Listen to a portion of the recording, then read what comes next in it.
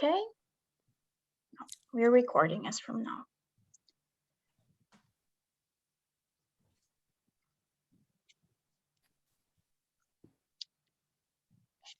So I'm just going to check up with Leslie.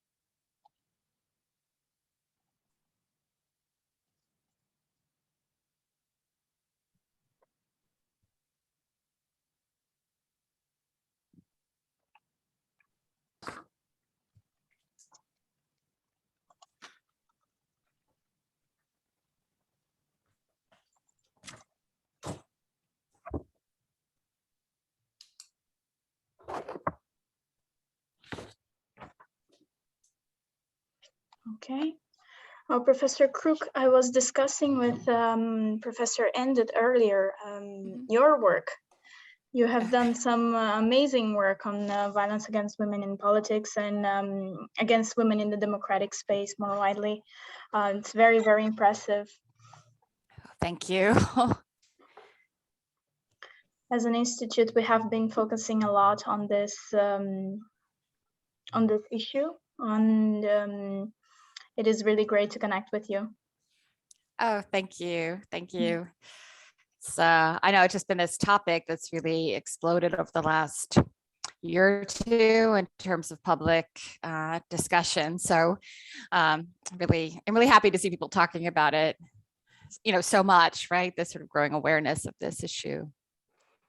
And it's necessary. I mean, I don't think we have any other choice given the backlash that we've been seeing. Now we Absolutely. have Leslie. Hello, Leslie. I'll just unmute. Hello, everybody from Doha, in fact. Hi, Leslie. Hi. Leslie, welcome. Thank you. Hi, Kai. Good to see you. Good to see you again as well. Will you be sharing a presentation, Leslie? No, I am just going to talk from the heart. That is awesome. Okay, so I think we can invite everybody in. Mm-hmm. Okay. Super.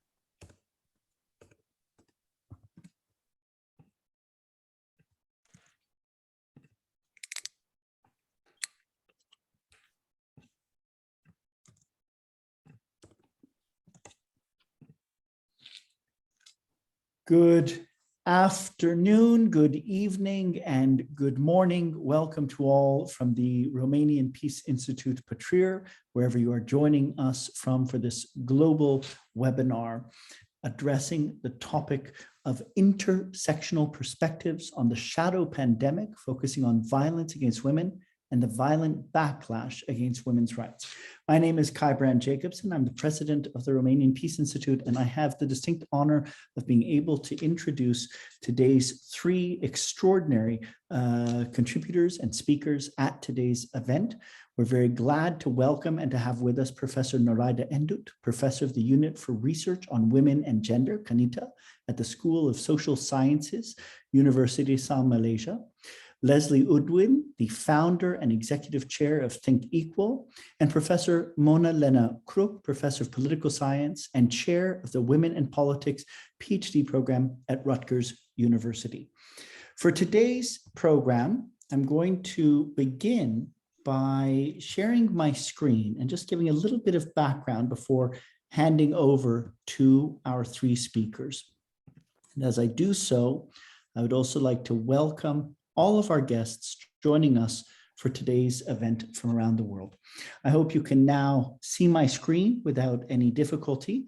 And if you do, you'll see that the first opening slide introduces us to our two global webinars taking place on this topic. We have excellent panels for both days, the first taking place now, and the second will be tomorrow, December 9th, at 1500 CET, and our varying times around the world, which have been shared and promoted across social media platforms. As we begin today's event, and we welcome everyone who is joining us, both a select group joining in the Zoom, but also many more viewing across our social media platforms where this is being hosted live. We welcome all speakers and participants. Our goal for today's event is to create a space to address what is truly a critical global issue, a growing pandemic of violence against women, both during the context of COVID-19, but also in so many different situations increasing around the world. To create a space to address this, to both improve our joint understanding together of the nature and the scale, the different forms of this issue within our countries and globally, but then especially to give attention to draw from the breadth and depth of our experiences to identify practical measures and what can be done to work to overcome and prevent all forms of violence against women and gender-based violence within our communities and globally, and to address this growing global backlash in so many countries against women's rights. As we engage together in this space of the global webinar, our hope is to create a safe, shared space where both our invited experts and all colleagues and participants feel able to contribute, to share your voices and experiences. Our format for this will begin with presentations from the speakers. Each of our speakers has been asked to speak for 10 to 12 minutes, and it pains us to do this because we know that we could have hours and hours to dive in with each, and even then we would barely begin to cover the depth and breadth of their work and expertise and their publications over many years. But we've chosen this format to invite really focusing in on key issues and then giving space for us to open up and to discuss more together. After our speakers' presentations, we'll have facilitated questions and discussion. And then depending upon the flow of the event, some time hopefully to be able to go into dialogue groups together before looking at our way forward. To make this possible, we ask all participants to respect each participant's experience as being their own and to give space to hear, as well as when sharing and inputting with questions or comments later on, to try and keep these brief so that we can ensure that we have the opportunity to contribute while also enabling others' voices to be heard and to contribute as well. And to enable this as well, we would invite all of us to have our microphones off while speakers are speaking. Later, after the presentations, we will be enabled to turn on our cameras, turn on our microphones for all, and to have them on while you may be making a question or a contribution, but also to have them off while others are speaking so we can hear each other well. Before we begin our presentations, I would also like to just provide a very brief background to today's event. This global webinar is in part possible because of the dedication and the effort and the work which has gone into it by Laura Pistarini, who is a researcher and colleague at the Institute who had the vision for these events and has been working extraordinarily over the last months, reaching out to and contacting experts and organizations to organize it. And it is taking place as one of thousands of initiatives being held all over the world today in the context of the global 16 days campaign against all forms of gender-based violence. 16 days campaign, and as we at the Institute and many of our speakers will also share, I'm sure, a campaign which we work to extend 365 days a year, requiring permanent daily engagement by women and men and people of all genders, all backgrounds, as we work to prevent and overcome all forms of gender-based violence. We do this also remembering the young women who were brutally killed at the Montreal Polytechnic, as well as the Mirabal sisters who were executed by the Trujillo dictatorship. And it was these two brutal acts of femicide and gender-based violence which were amongst the initial inspiration for the creation of the global 16 Days campaign. That is far too much from me. My apologies for speaking so much. I'm going to hand over now and welcome the first of our brilliant presenters for today's session. I'm very glad to be able to welcome Professor Noraida Endut. As I've shared, Professor Endut is professor of the Unit for Research on Women and Gender, Kanita, at the School of Social Sciences. She was director of the formerly Center for Research on Women and Gender at USM between 2013 and 2021. She's currently the deputy president of the Asian Association of Women's Studies and a director of the board for the International Women's Rights Association. Women's Rights Association of Women's Studies, Watch Asia Pacific. My apologies for that, Professor Endut. We're very glad to have you with us. I could go on at length reading your full bio, but I think I would prefer to be able to turn the microphone and the camera over to you and to welcome your presentation. Thank you so much, Mr. Brent Jacobson, or Kai. I would like to express my gratitude to Patrill for inviting me to this, very important event.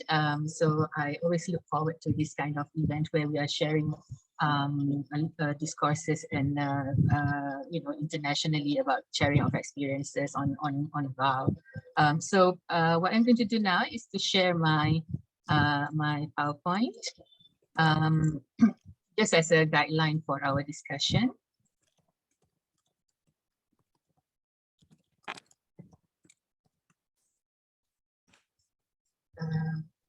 I hope you can see it now.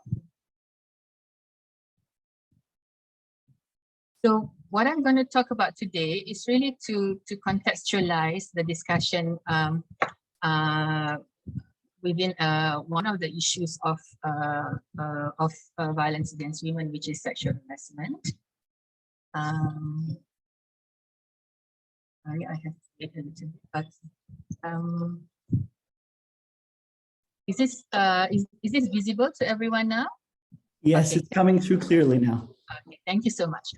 So the title that I have chosen for this intervention is really looking at decent work through the 5Ps principle of the due diligence against violence against women, and particularly looking at how it can be applied to researching sexual harassment in the workplace. So this is actually an ongoing project that I have with a group of colleagues. Where we look at the interventions of sexual harassment in public service organizations in Malaysia. But I will begin first by featuring this young lady, okay, whose name is Ain. So Ain in April this year, so Ain became sort of famous in Malaysia because she featured, she actually called out on a male teacher of a school on TikTok for making rape jokes. Okay, so she mostly did the video in English, but there will be some local language that I will also translate. So she said, she came back from school and she decided to do the TikTok because while she was in the physical education class. So because in the Malaysian school, the physical education teachers are also designated as the teacher that should do sex education or sexual reproductive health education. So the male teacher was discussing laws on sexual harassment, protection on sexual harassment. Then he, according to Ain, he normally makes jokes, but on that day he actually makes jokes about rape.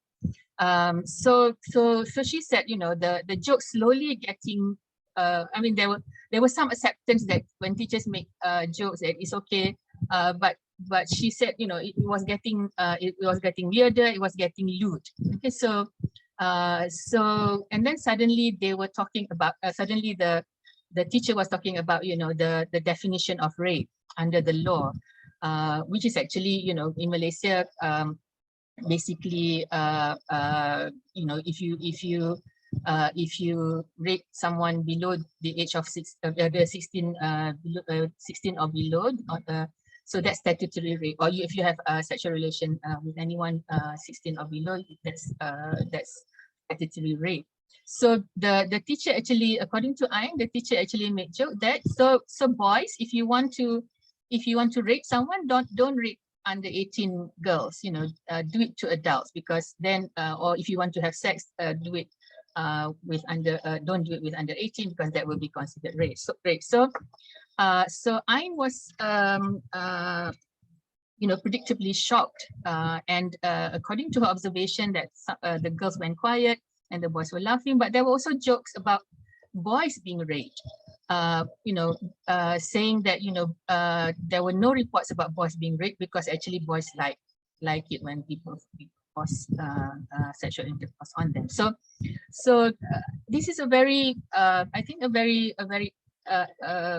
good observation on Ain as a 17-year-old girl to be aware of the situation, and she decided to call the teacher out on TikTok. So Ain actually created a movement now in Malaysia. She and her father actually reported about the rape joke, but the teachers in her school were hostile to her. So, and she was actually threatened. She was given 3 days off school because there were discussion about her expulsion. But fortunately, also private girls' school offered her a place. So she decided to accept the offer in a new school. And then she started on Twitter, on TikTok, the Make School a Safer Place movement. And this movement actually received a lot of support from different sections of the society. But on the other hand, there were, as we're talking about backlashes, so she received a lot of backlashes as well, you know, because many teachers actually sort of back up. I mean, being, you know, there was solidarity among the teachers where they actually felt that, you know, this is really an affront to them. A child is trying to question their ability to you know, basically trying to bring them down. So I mean, there's also this issue that, you know, you as a child, you're doing this to an older person, and so these are some of the social-cultural contexts that that we are dealing with in this issue. And also because teachers have a very high respect in Malaysia. So traditionally, the position of a teacher is a very respectful position. So it's very difficult for someone to go against a teacher. I mean, this is something that historically true for Malaysia, and I think currently also true. So a lot of comments against her in class on the social media also allude to this kind of, you know, how dare you do this to the teacher, and how dare the parents support you know, a deviant child like this, you know, for going against a teacher. And so she had received a lot of backlashes, and at the same time, you know, almost 3/4 of a year after she called the teacher out, the teacher is now suing Ain and her father for defamation. And throughout all this, on the other hand, the Ministry of Education has not really responded very clearly about this issue. So there were a lot of silence from the Ministry of Education. And of course, the Ministry of Education is one of the public services in Malaysia. So that brings me to the study that I would like to share. So I think, and at the end of the sharing of the study, I will also discuss a little bit about the backlash that you know, that I can that I observe from this study. So basically, we're talking about sexual harassment. I think everyone is quite familiar with the definition of sexual harassment. So it's a form of violence against women that leads to gender discrimination, and this is actually also you can also see from general recommendations of 19 and general recommendation number 35 of CEDAW that actually explains that defines a little bit more about sexual harassment. And also I contextualize the issue of sexual harassment also within the framework of the Sustainable Development Goal 5 as well as the SDG 8 on decent work. So and I have mentioned the 5 P's. So the 5 P's is actually the framework that come from the principle of due diligence in human rights that was adopted by the group, the Due Diligence Project, which I was at different points a part of in this project. So this project is actually promoting the idea of due diligence for state in order to require state responsibility in violence against women. This due diligence framework or principle is used, and the due diligence framework in this context is looked from the 5 P's of prevention, protection, prosecution, punishment, and provision of redress to the victim. So prevention is really if efforts made to create awareness, to so that there are awareness that violence against women is wrong, different campaigns, different steps that are taken to prevent violence from happening. Protection is the availability of legal, legal measures and practices that guarantee rights of survivors or victims in violence cases.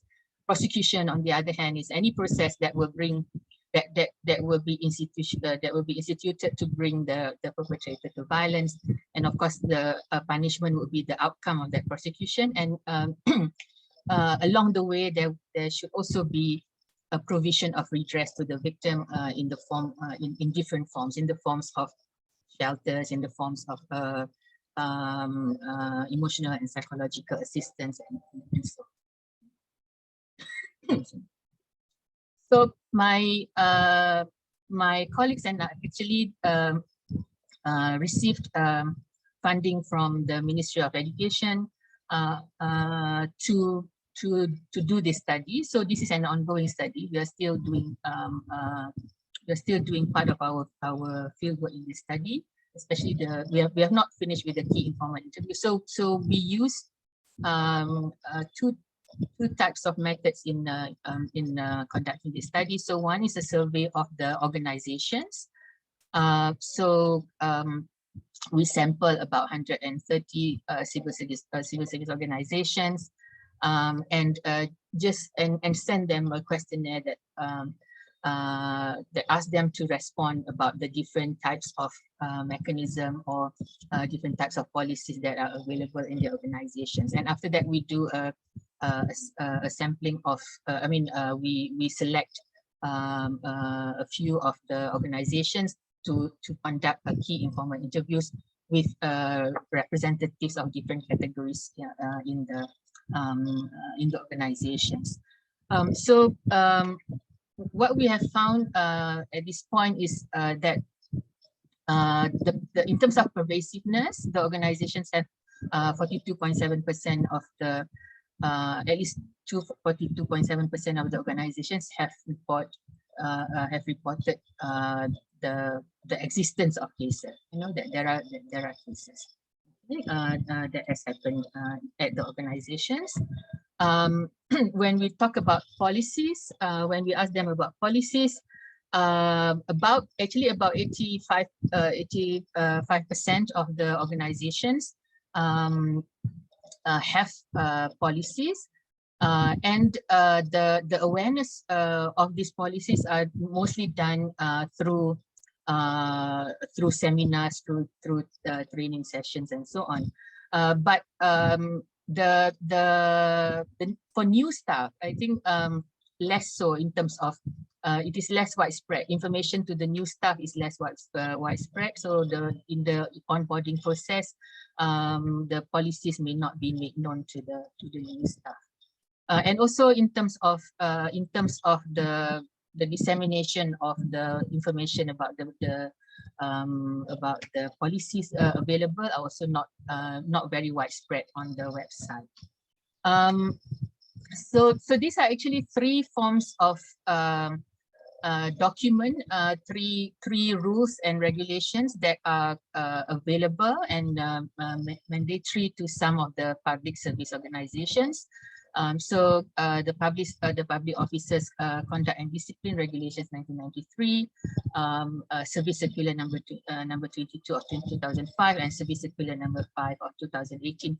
Is actually an improvement. The 2018 service circular is actually an improvement of the 2005 service circular. So in theory, all of the federal public service organizations should compulsorily apply all these three circulars or rules.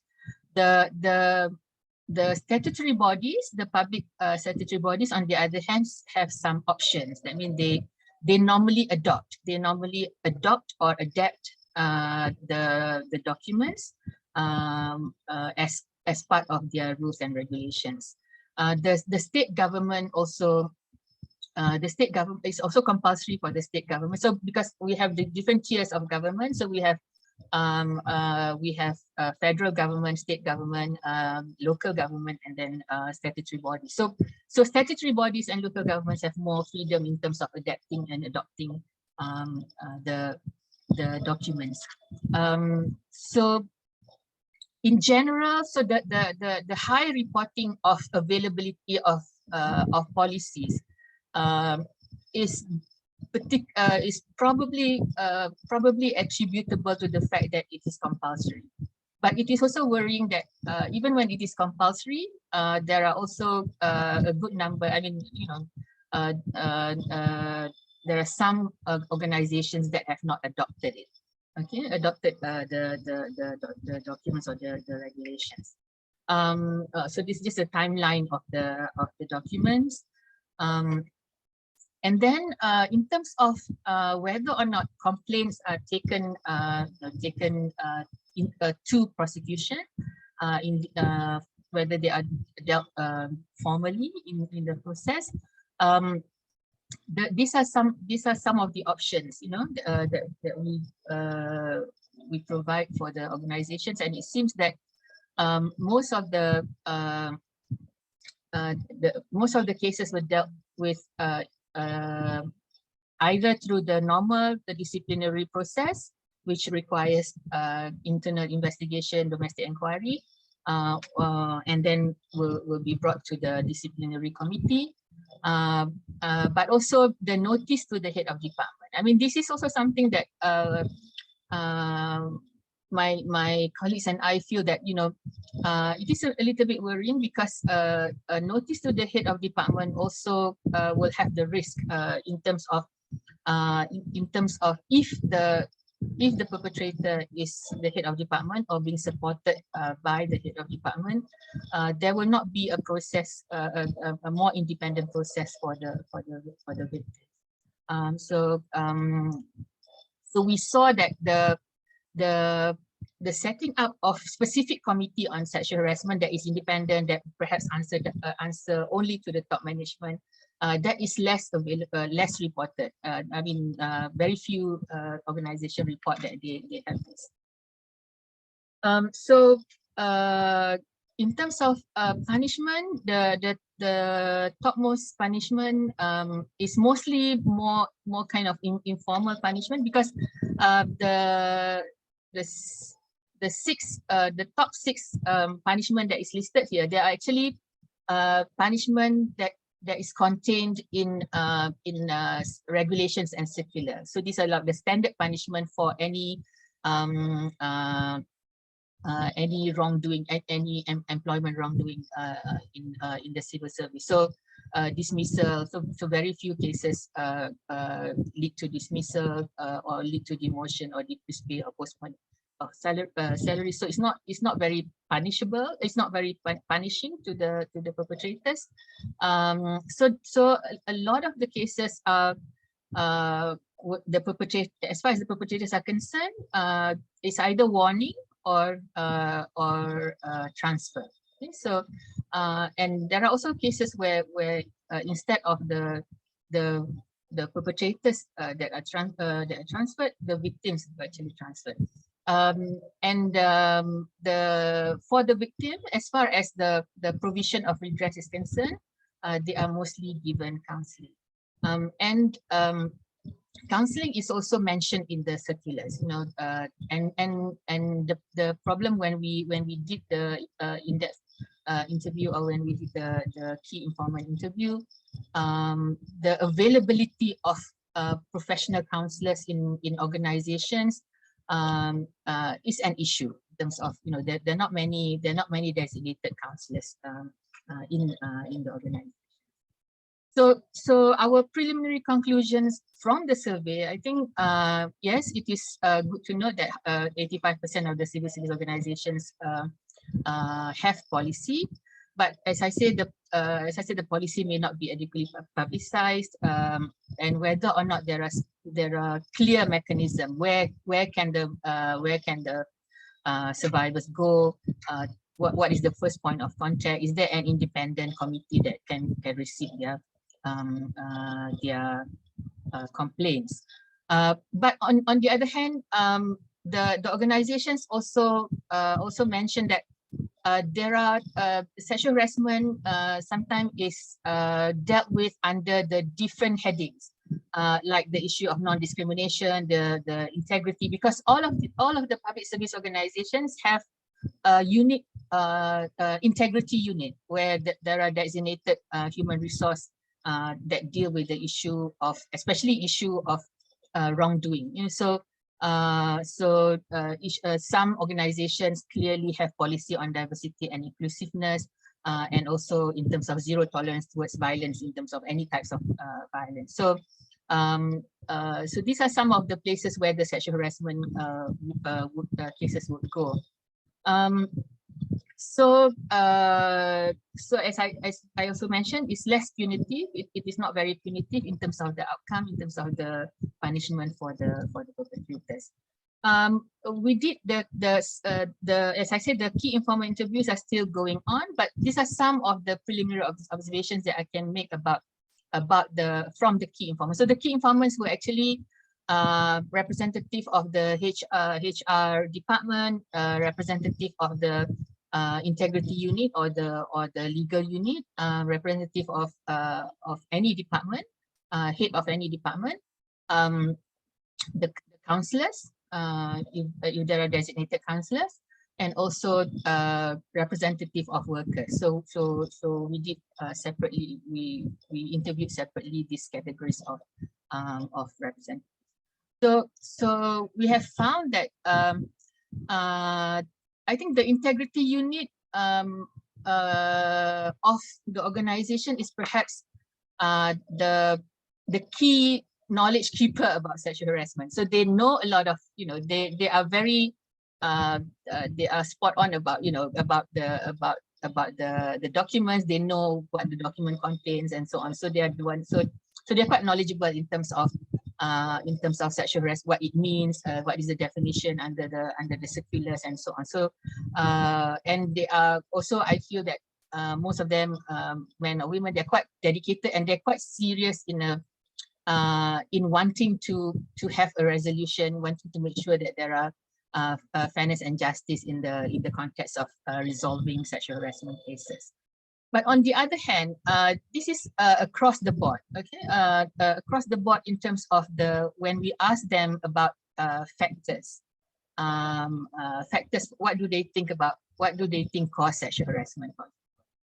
Almost without fail, male or female, from almost all of the key informants, include the way women dress as a factor. We do need, I have engaged further in this when asking this question, you know, so as a feminist, I'm not the objective researcher in the sense basically I have engaged with them about this, about the way that when they talk about the way that women dress. But eventually they would say, yes, actually, the way that women dress may not have cannot be attributed to why sexual harassment happened, because when I asked them about in your experience whether is dressing an issue for the women who are actually who have actually reported, do you think, so, and also they would say things like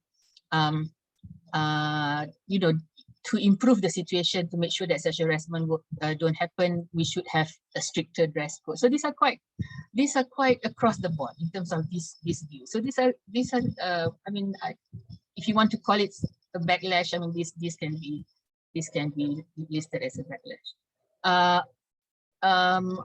Of course, when there are policies, there are circulars, but very few and very irregular awareness programs are reported by the key informants in terms of making sure that the general staff understand what sexual harassment. In some of the interviews, I found out that there is a kind of stand that we should not really hype too much on sexual harassment, because it will then show that our organization is not a very good organization. If there are cases of sexual harassment, that means we are not, our reputation will be ruined in that sense. So there are views like this. So a kind of gatekeeping view about this. So and also sometimes when there are no cases, they feel that we don't need to be concerned about sexual harassment because there was no report of sexual harassment. We don't need to put in too much resources into having a committee and so on when there are no cases. So these are some of the preliminary views that I can assess from the interviews. So as far as Malaysia is concerned, and on the other hand, so moving forward in terms of Malaysia, actually, a sexual harassment bill has been on the cards for some time. This is a more overarching sexual harassment bill because the very few of the behavior of sexual harassment is contained in the criminal in the penal code. So it's very difficult for victims to bring to report in terms of the specific behavior in general. But actually the women's movement have already proposed for sexual harassment bill since the 1990s. In the late 1990s, actually, the women's groups presented a draft bill to the Ministry of Human Resource, but instead of bringing forward the bill, actually the government has come up with a code of practice on sexual harassment that is applicable to the private sector and not the public sector. So the public sector, on the other hand, was asked to. The origin of the provision in the first document that I showed just now, the 1993 document, that was also part of that effort. So there was just an amendment to regulations in the public service.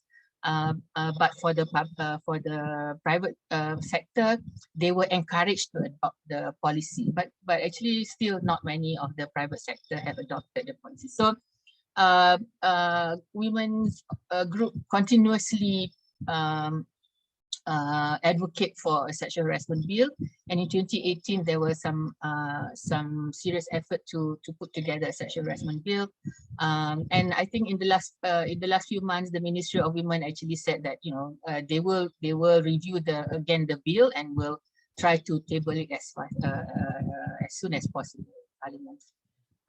Of course, in the last 2 years there were also budgetary allocations for the eradication of VAU in general. So these are some of the more positive development in Malaysia.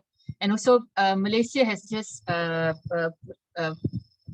put put out its 12 Malaysia plan. So this Malaysia plan is a basically document and a policy that contains the strategies and plans for Malaysia every 5 years. So the 12 Malaysia plan was just rolled out and has mentioned the importance of looking at the targets of the SDGs. So presumably which include the relevant SDGs that I mentioned.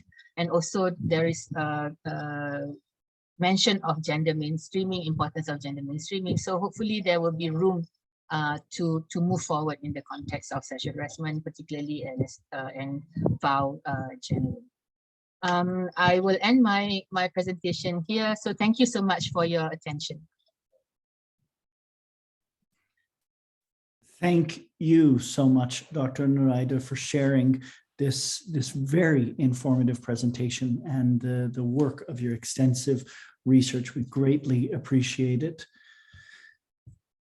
Sexual harassment, as you have shown, is extraordinarily pervasive.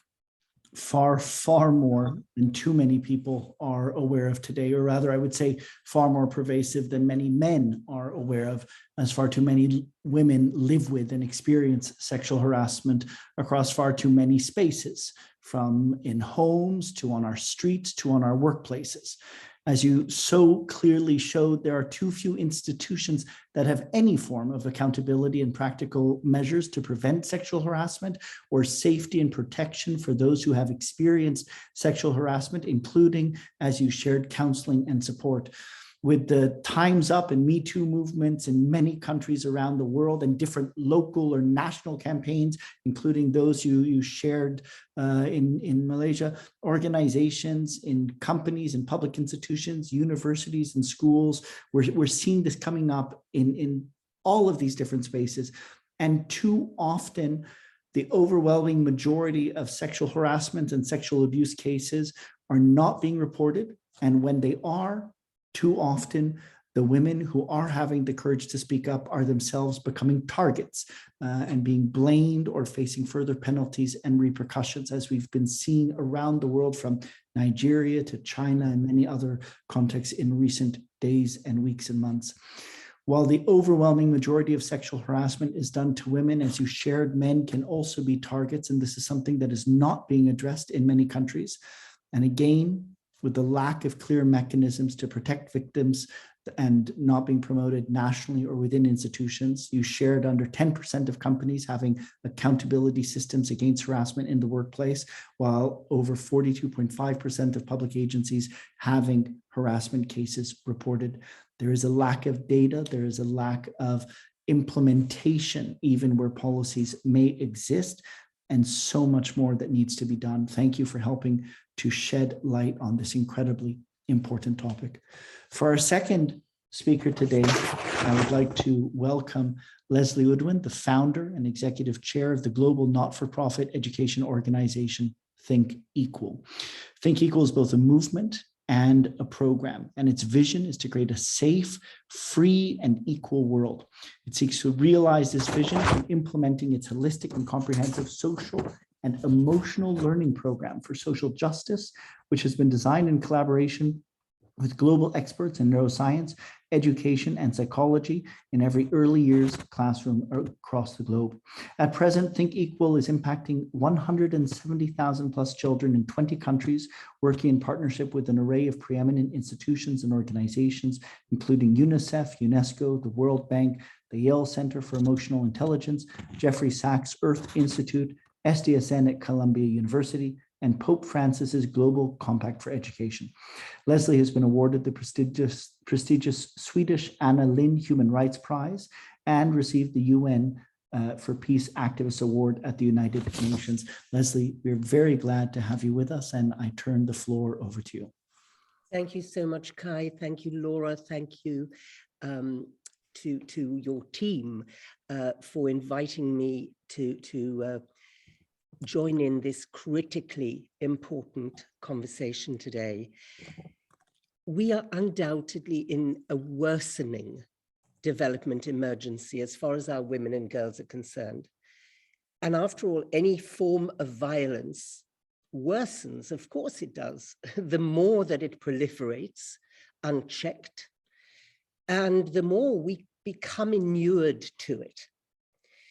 The United Nations Development Fund for Women estimates that at least 1 in 3 women across the world has been beaten, coerced into sex, or otherwise abused. And I am one of those statistics. I am one of those 1 in 3.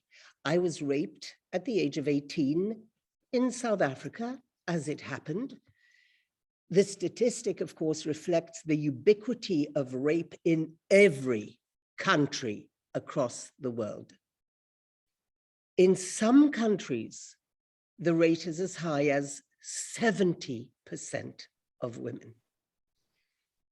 Globally, violence is a greater threat to women aged 15 to 44 than cancer, traffic accidents, malaria, and war combined.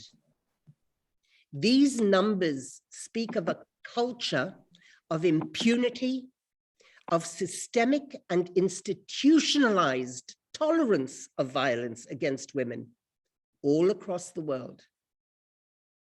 Personally, I can't bear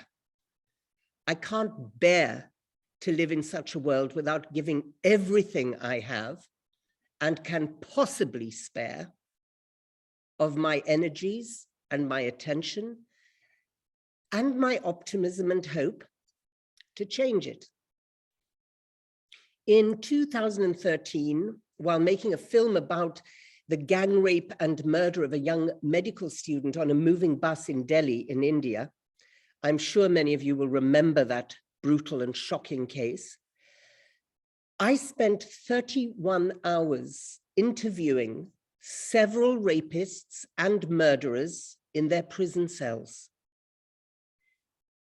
And the greatest shock for me of these encounters was that I did not get the reassurance that I expected in these encounters, that these men would be monsters, aberrants of nature, depraved animals. On the contrary, these were pathetically ordinary men who had been programmed with a certain set of attitudes that saw girls and women as subject to different restrictions and rules than those which applied to men in their socio-cultural thinking and milieus. And who had programmed them? We had programmed them. We had taught them from the moment they were born that the birth of a boy was to be celebrated with an abundance of sweets being distributed, and the birth of a girl with commiserations. Next time, God willing, God will bless you. It will be a boy. And a half a glass of milk given to their sister as compared with their full glass.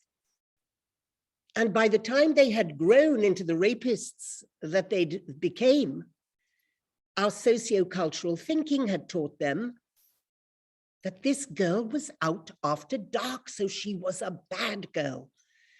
And since she was with a man who was neither her husband, father, or brother, she was in fact a slut. The rapists of that girl on the bus told me, in no uncertain terms, with no remorse and no regret, because they genuinely didn't believe they had done wrong. They told me that this girl not only deserved what she got, but we had a duty to teach her a lesson, said these rapists and murderers. What I learned basically in those prison cells was that the disease that we're dealing with is not the violence, it's not the abuse, it's the discriminatory mindset. And we have to acknowledge our culpability in the programming of our children, boys and girls. the programming of them with discriminatory mindset, which accords lesser or no value to the other on the basis of gender or race or religion or economic background or caste or class or any other background. The root cause of all these symptoms of the disease, of the various and intersectional inequalities which are deeply entrenched in us, are the socio-cultural norms and programming that dictate how things are. Here is when I came face to face with the double horror of intersectional discrimination in those cells. I interviewed a young prisoner called Gaurav. Gaurav was 29. He had spent 5 years in prison and had another 5 to serve for raping a 5-year-old girl. And I sat and looked deep into Gaurav's eyes and talked with him, human being to human being, for 3 hours.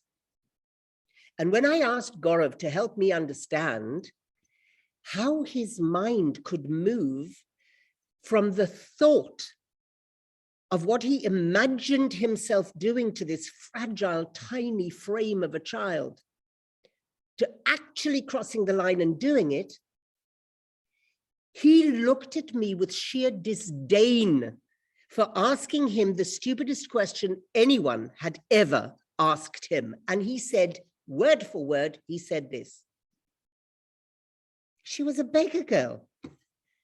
Her life was of no value. Her life was of no value. That girl had a double whammy. She was a girl, so of little value, as compared, of course, with him, but also she was a beggar girl.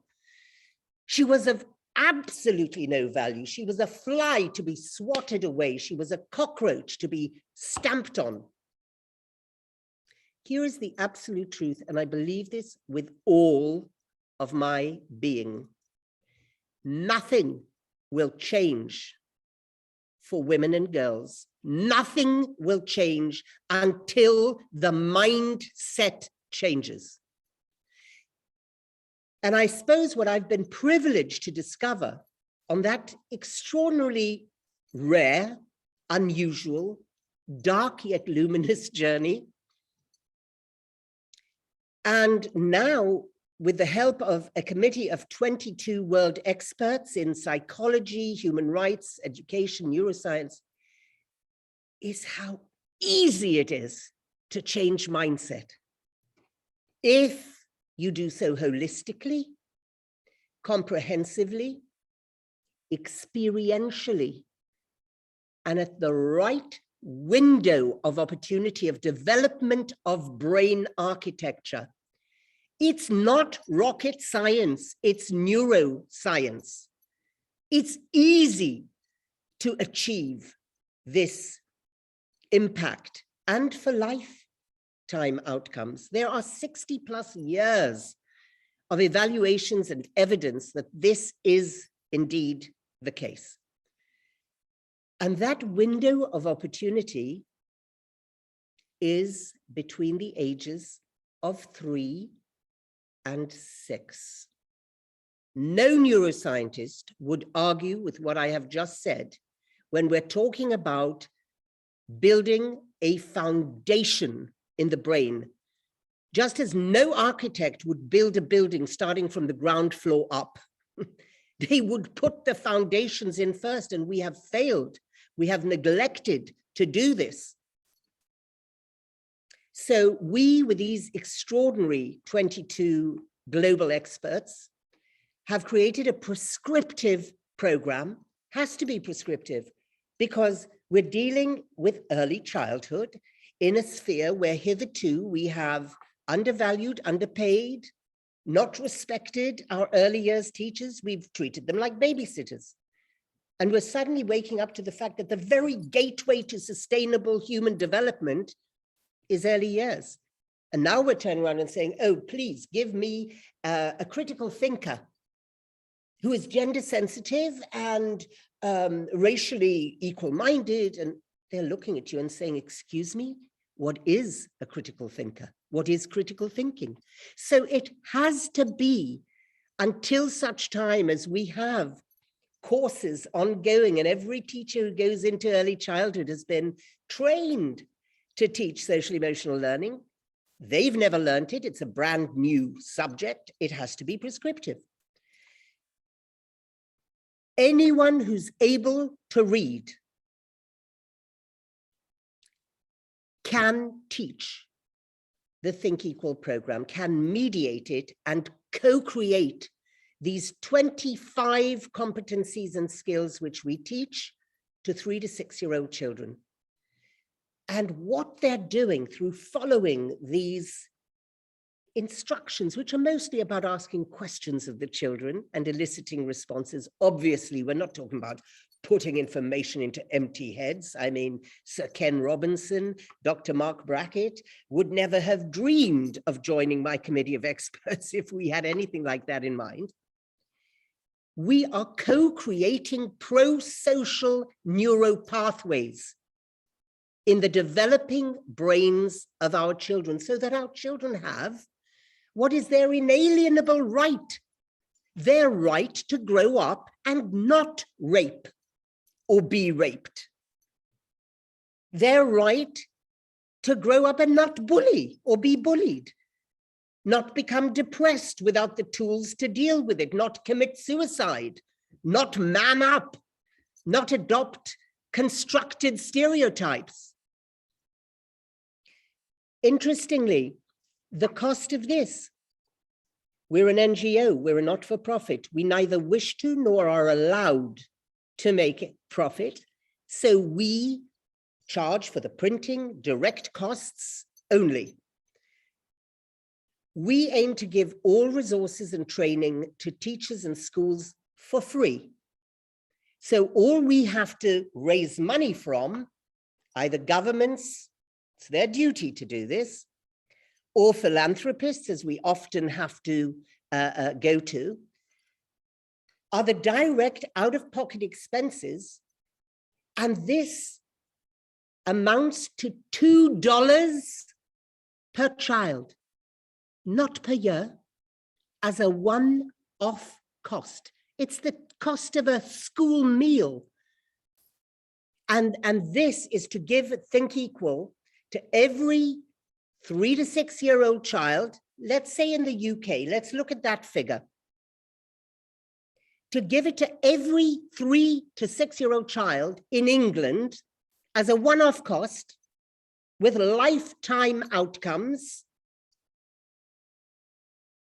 that is 6.6 million children over a decade, would cost the British government exactly the same amount as incarcerating just 88 violent offenders for 1 year only.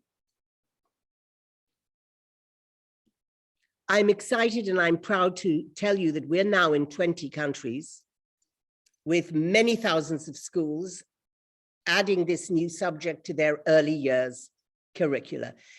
We need to drive active change now and not just ponder it and not just measure it.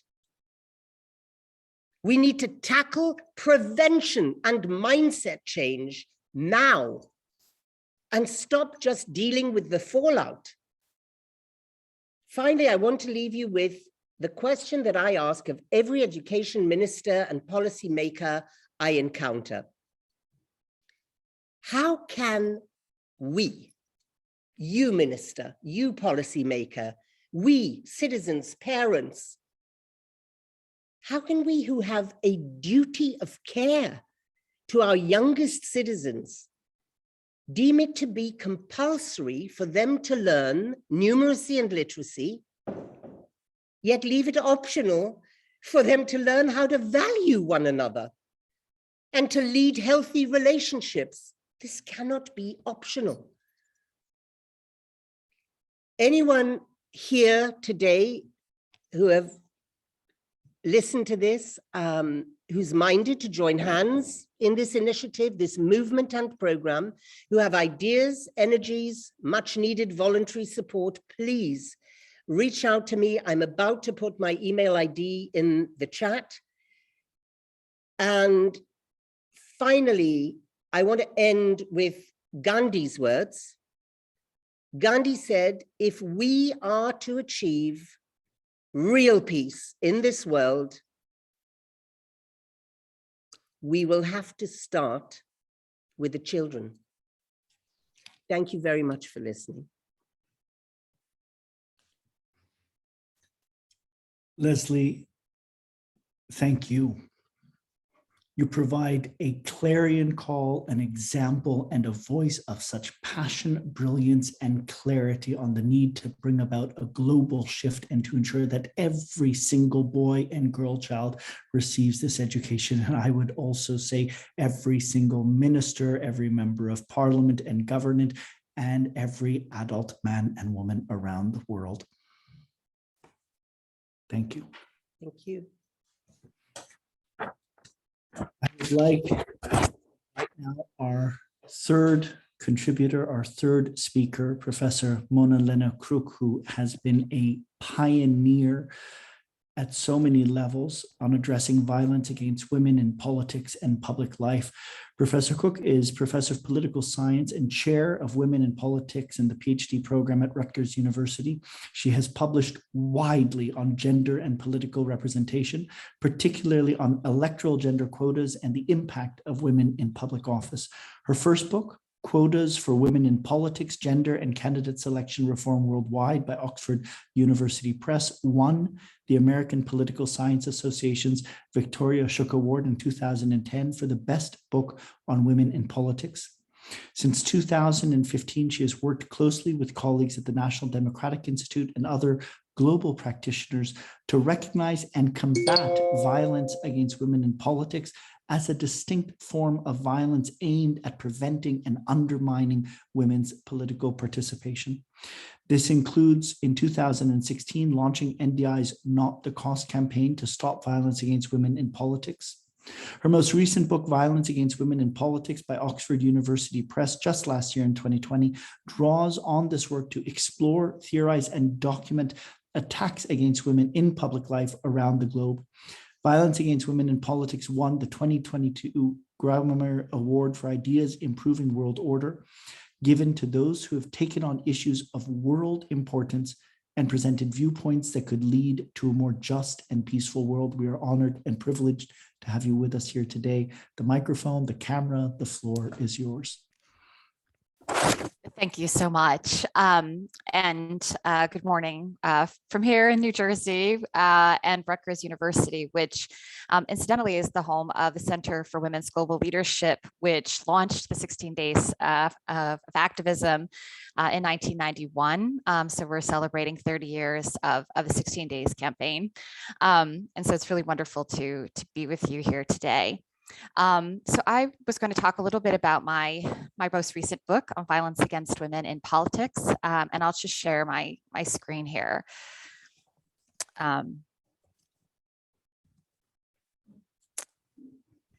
Okay, so you're able to see it?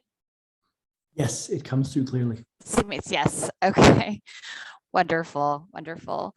So yes, as was just mentioned, I published this book called Violence Against Women in Politics last year with Oxford University Press. And although it's an academic book, it was inspired by work that I've been doing for the last, say, 6 or 7 years with politicians, international organizations, and NGOs around the world.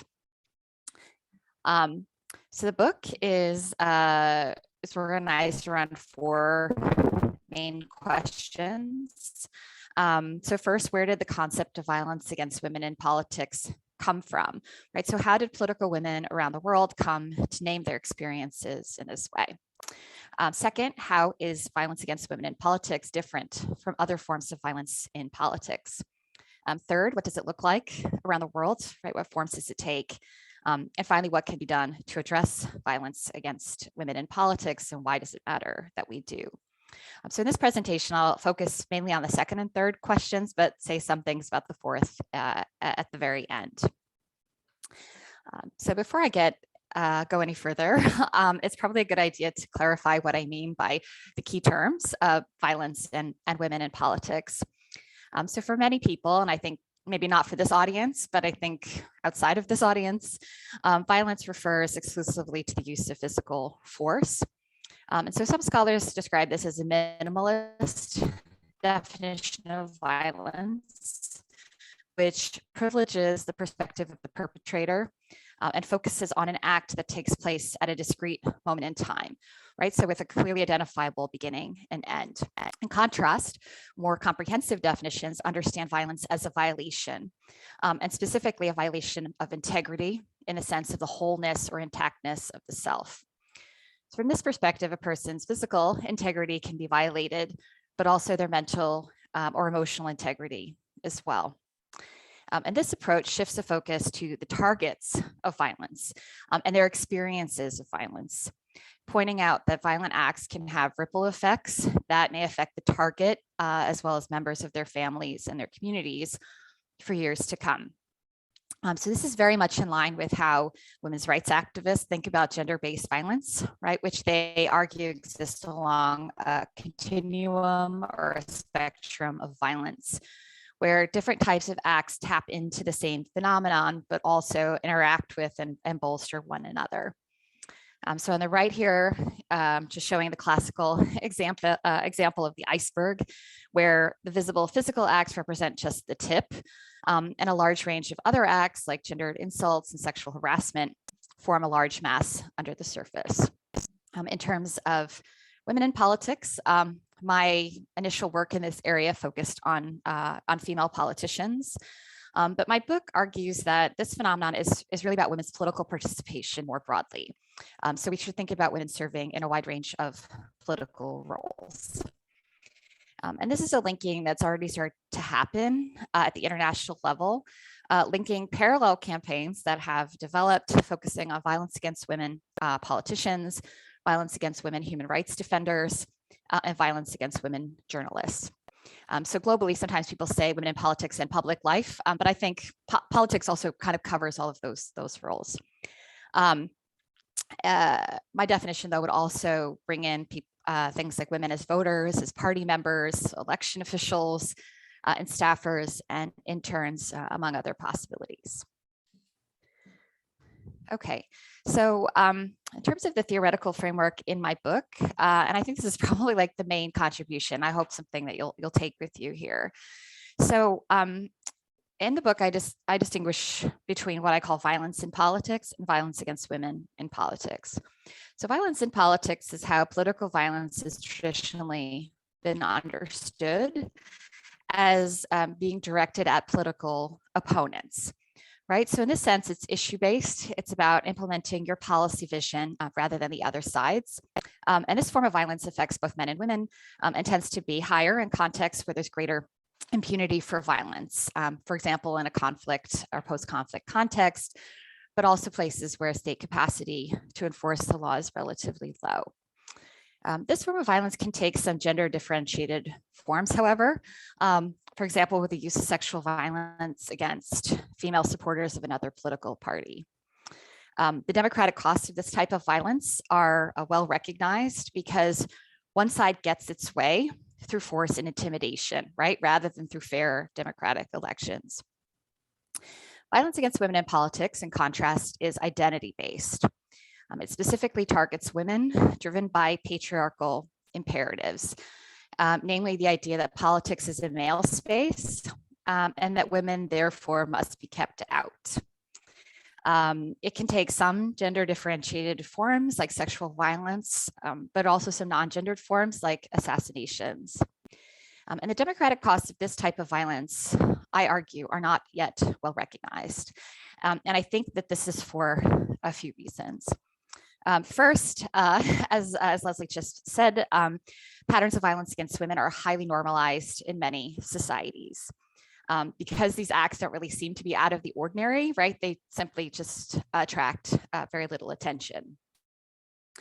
Second, there's a tendency I've observed to equate acts of violence against women in politics with so-called ordinary violence in political spaces, right? So as a result, acts that are identity-based are framed as instead being issue-based.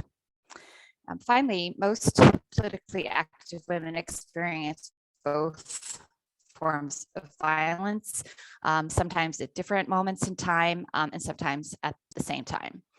But I argue that it's vital to recognize these two dimensions of violence, even if they're sometimes difficult to disentangle in practice.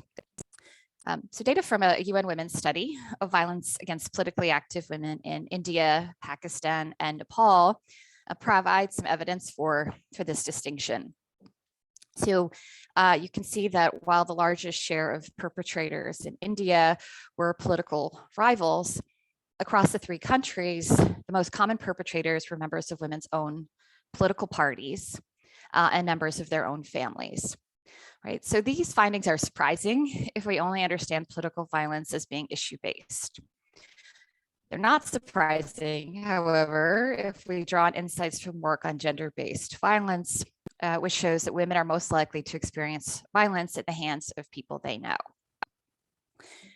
Talking about violence against women in politics, of course, doesn't necessarily mean that gender is the only salient identity. So in my interviews and in the emerging research in this area, we see that younger women and women of color, for example, seem to face even higher levels of abuse. This is actually not surprising if we think about the violence against women in politics framework, which suggests that women are attacked because they're not seen as rightful participants in political spaces. Right, so this is an insight that should also hold for people who challenge the status quo in other ways as well, right? So women who don't, people who don't look like the typical older white male politician, for example. Turning to what this violence looks like in practice, most practitioners focus on 4 types of violence, which are widely recognized in international conventions as well as domestic legislation, namely physical, sexual, psychological, and economic violence. So here's a chart from the first global study on this topic by the Interparliamentary Union. And there's a number of really interesting things in this table, but I think what it really shows us is that it's so important to recognize this broader spectrum of violence. So around 25% of women in the study reported that they'd experienced physical violence in the course of their work as parliamentarians. However, more than 80% said they'd experienced some form of psychological violence, while around 1/3 had experienced economic violence and around 20% had experienced sexual violence. So only focusing on those physical forms doesn't allow us to accurately capture what women are actually experiencing on the ground, including the widespread nature of psychological abuse. So in my book, I go on to give examples of these 4 types of violence in practice, using cases from both the global north and the global south. And I felt this was very important because, you know, just as we know from the 16 Days campaign, the violence against women is an issue that affects women in all countries, in all types of, you know, ethnic groups and, you know, age groups and religious groups. So it really is something that's experienced by women in all of these places. So I think, you know, just to give you a sense of what these different forms of violence look like, you see physical violence is perhaps most intuitive to understand. It would include things like murders, kidnappings, beatings, but also things like false imprisonment, right? Physical confinement. Psychological violence typically involves death and rape threats, intimidation, and stalking. But one of the most common forms is online harassment of women in public life. Sexual violence can include things like rape, sexual harassment, sexualized threats. It's often been the most difficult for women to speak up about, but the Me Too movement, of course, has made this a little bit easier in recent years. Economic violence, finally, refers to using access to economic resources as a form of intimidation or coercion. So it can involve things like destroying women's campaign materials, vandalizing their homes and offices, and ruining their livelihoods, right? Making it difficult or impossible to continue their political work. To these standard 4 types, I add a 5th category that I call semiotic violence, which I argue is not captured by existing typologies. It involves using words and images to degrade and delegitimize women as political leaders, primarily for a larger public. So this would include photoshopped images depicting women in sexually graphic and humiliating ways, fake sex tapes released during elections, and deep fake videos portraying women in false and misleading ways. And semiotic violence has characterized portrayals of women in public life throughout history, but it's really gained new life with rising gender disinformation campaigns around the world. In terms of solutions, we've seen rising efforts around the world to address violence against women in politics over the last 5 years. It was actually a very interesting experience. In 2016, we launched the Not Because campaign to stop violence against women in politics with a call to action that outlined a number of hypothetical solutions that could be pursued by actors at different levels. And this year, I updated that. And in just 5 years, we actually had examples of all of those strategies, but also more that had been developed at different levels. So it really has, it's a discussion that's really moved a lot in a very short period of time. So I'll just give you a quick sense of what some of these strategies look like. So these include things like awareness raising by female politicians and NGOs. So one of this is, of course, the Not the Cause campaign, but really sort of naming the problem and giving women a vocabulary to talk about it. And so, you know, in person, through books, through petitions, through open letters, those are some examples. We also see a number of global and state-led strategies focusing on developing international frameworks and national legislation on this issue. National legislation has been most developed in Latin America. Bolivia is the first country in the world to have a law to combat political harassment and violence against women. But there's been a movement to write legislation on this issue across the region, to the extent that the Organization of American States actually developed a model law that could be used to make, you know, take into account all the lessons learned on how to do this effectively. We also see parliamentary initiatives to address the safety of parliamentarians, including codes of conduct regarding sexual harassment, and also society-led strategies to try to collect women's stories and to create a safer environment for women online. So I'll just close with a couple of resources I created as a companion to my book. One is the Twitter account at VAW Politics.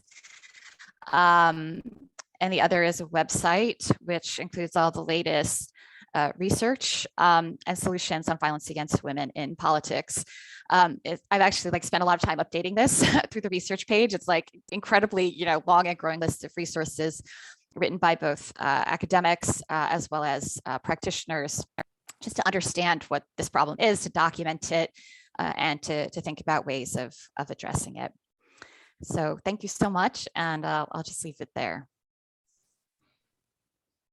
Professor Crook, thank you so much for a brilliant and insightful presentation, and for the years of work that you have put into this and bringing this issue forward, as well as your seminal publication last year, which I should also share was a significant inspiration for ourselves as an institute, working with a coalition of universities and organizations, including the organization Women Political Leaders, as we've worked to put together what, if the European Commission supports it, will be one of the largest projects to date within Europe, to really, on the one hand, champion, support, and advance women's involvement in politics at every level, from local, national, and European levels, to also being the largest to date systematic research project to identify and map blockers and challenges affecting women's participation in politics, again, at all of these three levels, local, national, and European-wide, but also really tracking and mapping the rising hate-based movements and hate-based ideologies and the ways in which radical and extremist movements are increasingly targeting and challenging women's participation at every level. Thank you so much for a superb presentation, which is greatly appreciated. We've now completed the 3 presentations from our speakers, and we're going to, in a moment, open the floor and invite for colleagues and participants joining us from around the world, if you have questions or if you would like to raise issues, either to bring into the conversation or to invite our speakers to address. But before we do that, and to give you some moments to think through and prepare, I would like to ask all 3 of our speakers today. I don't want to take away in any way from the scale of the problems that you have been naming, and that you spoke to very powerfully, from addressing sexual harassment to the myriad forms of sexual violence and rape to the myriad forms that are targeting violence against women in politics. But what I would also like to ask you, and I think you spoke about this, Professor Crook, a bit at the end of your presentation and really brought forward for us, I wonder if we could ask each of you, what now gives you hope and gives you inspiration? If you could share, perhaps, as we confront what is in some ways becoming an even more visible and rising forms of violence against women and hate-based movements and attacks on women's rights at so many levels around the world. In this moment, if you could share with us, what is giving you hope and encouragement? And if you were to suggest one takeaway, which you would really like for those who are watching this globally around the world or who are with us today on the Zoom call, if there is a takeaway you would like us to take from your presentations and from this discussion to advance and to move forward with, what would you like that to be? And I would invite whoever might wish to speak first or at any point, please, to do so. Leslie, I think I see you leaning forward, please. Leaning forward. What gives me hope is we're now with 170,000 children.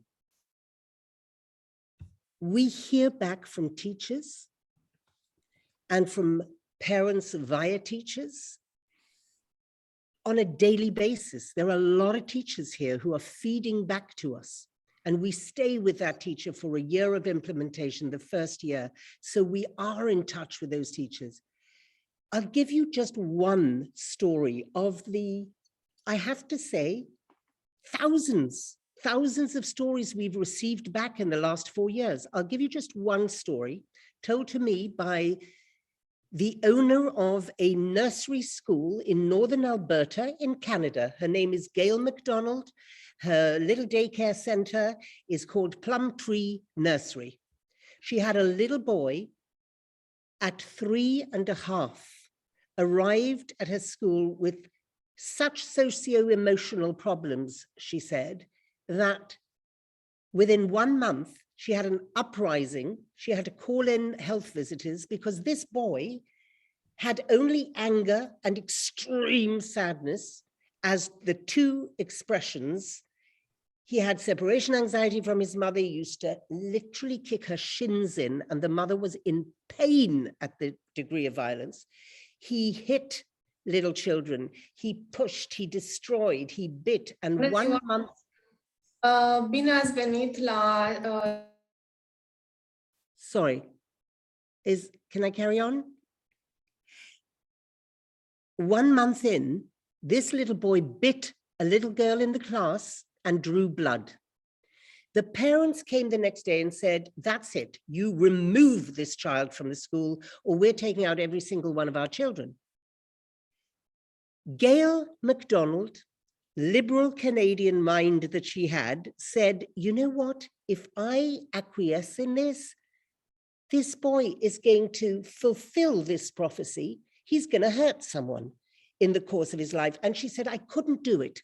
So I begged them. I said, look, by coincidence, we have this program. It has just started a month ago called Think Equal. It has anger management tools. It has emotion regulation. Please give me 2 months.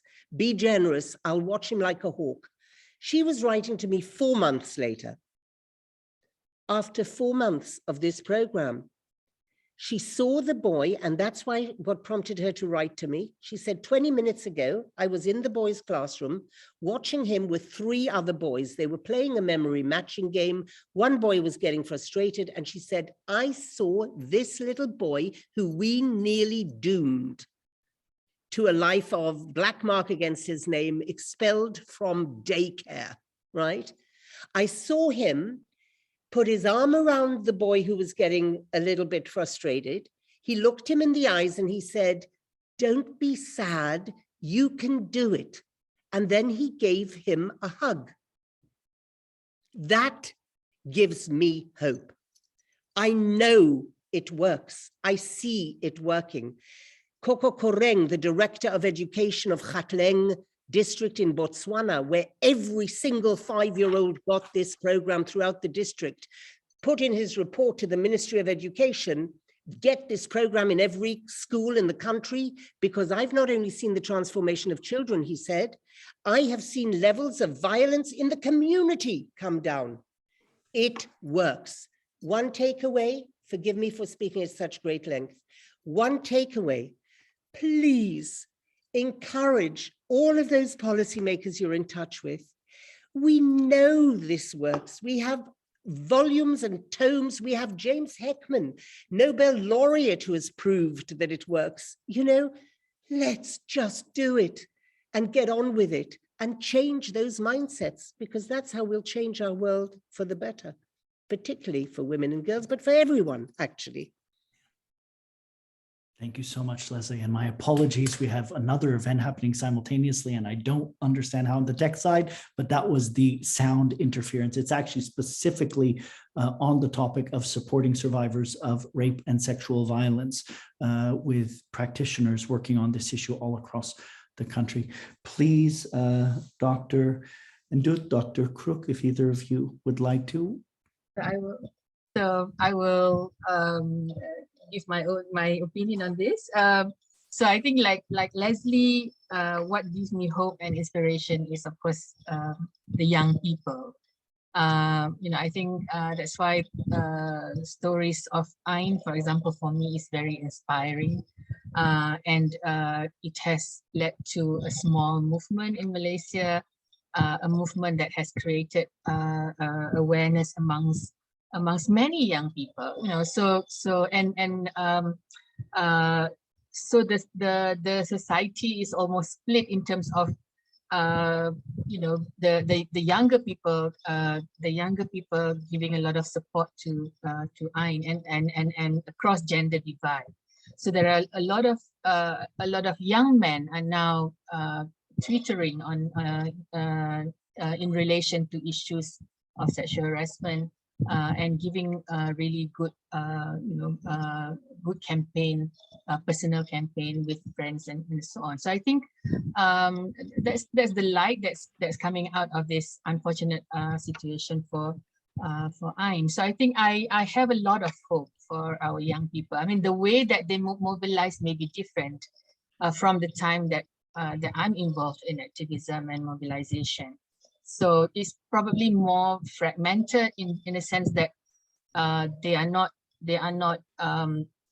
their consciousness raising may not be like a group, like a movement, like a clear movement, but in the fragmented way, they're using all sorts of media, all sorts of spaces, and I see in Malaysia particularly also even among sort of like the Malay speaking, normally the Malay speaking is the sort of the native language speaking community are more conservative, but I can see among the young people there are discourses about violence against women in the local language. this is very good. I mean, the mobilization, the movement has been mostly using the English language, so the ability to translate, the ability to discuss in the local language is also very good. And I think other things that give me hope is regional network that we have. We may, I mean, global network is very important, but I think when we talk about sociocultural norms and so on, so we may have more similar sociocultural norms with people in our region. So I would like to acknowledge the presence of a few of my of the young women that were doing programs with me in the last 2 or 3 years, because my center at that time was conducting a leadership program with the Hubsville Foundation, where we focus on young women from ASEAN countries. So a few of them were here and are here and were here today. So I think that kind of networking is really very, very important. I mean, the ability to look at the commonalities that we are experiencing, while also learning from the different practices, the different approaches, the different interventions that are being done in the different countries. Thank you, Kai. If I'll just join, just add on before we go to another question. I think there's really 2 things that give me a lot of hope in this discussion. Well, maybe it's 3 things on the discussion of violence against women in politics and public life. And the first, I think it's really significant that this is a global conversation we're having. And in fact, the last UN Commission on the Status of Women meetings, the priority theme was on gender equality in decision-making in public life, including the elimination of violence against women. So there were lots of plenary discussions, lots of side events, sponsored by international organizations, governments, civil society organizations. So we really are seeing a global conversation. So that gives me hope. I also think, as sort of a second one, is the fact that there are so many women now speaking up about this issue. I'm so amazed that in the interviews that I do, women were like, this isn't usually I would give an interview on, right? Or I've been on a panel where women are like, this is the first time I'm talking about this publicly, right? And the fact that so many women are coming forward and sharing their experiences, I'm just like, I feel so privileged to have had the opportunity to talk to these women who are just really brave. And there are a lot of political costs to speaking up about this issue, right? There's a lot of pressure to, oh, well, like, look, it just shows women can't handle politics, right? When in fact, it's really about that structural resistance that they're facing. And I think the third related to this is the fact that a lot of, there's some women who say, this is why I'm leaving politics, or young women saying this is why I wouldn't want to pursue a career in public life. But I think that the main reaction has been like, I'm not going anywhere, right? Women are like, this actually shows why it's so important that I'm here, that people like me are here, and that we stay here, right? And so we really, I think that's just absolutely just amazing. Women refuse to be intimidated, and really sort of use that as a motivating factor. So I think that, it gives me hope, despite like the horrible backlash, that there are a lot of women who want to join the fight and take a stand against it. Thank you. Thank you so much, Mona, Naraid, and Leslie. I think if I were to ask many of us taking part in our global audience today, what gives us hope, certainly your 3 speeches today and the work that each of you is involved in is a powerful inspiration and source of hope for so many of us. I'd like to ask if any of our colleagues joining us worldwide would like to contribute. If you have comments, questions, anything you'd like to share, you can do so. Please let us know in the chat or by using the raised hand function in reactions, and we will call upon you. As we wait for colleagues and participants to do that, Leslie, you've spoken about the importance of bringing this into education. I'd also simply like to share my main background is working in peace building and working in mediation and peace processes all over the world over the last 25 years. As an institute, our rule is that we do so only if we are asked to, only if we're invited in, and the funding and control has to be in the hands of our powers within countries. We never develop projects to work in other people's communities, because we also agree with Gandhiji that peace work is best done by local people in our own communities. but having spent 25 years working on the ground in communities and countries around the world, I would also suggest, together with many other measures, but one of the most important we need to advance is the introduction of peace education into every single level of our school system. In the same way that it is so normal for us to learn math, it doesn't mean we're all going to be a physicist, or to learn basic hygiene and health education. It doesn't mean we'll all be surgeons, but we learn these because it helps us as individuals and communities. Imagine the impact if we were all to learn healthy communication, active listening, creative problem solving, and all of the other skills that are integral to the peace education curricula that at the moment are missing from almost every school system in the world. I am speaking far too much. I would really like to invite all of our global audience with us. If you have comments, if you have questions, or anything you would like to share and bring to our conversation.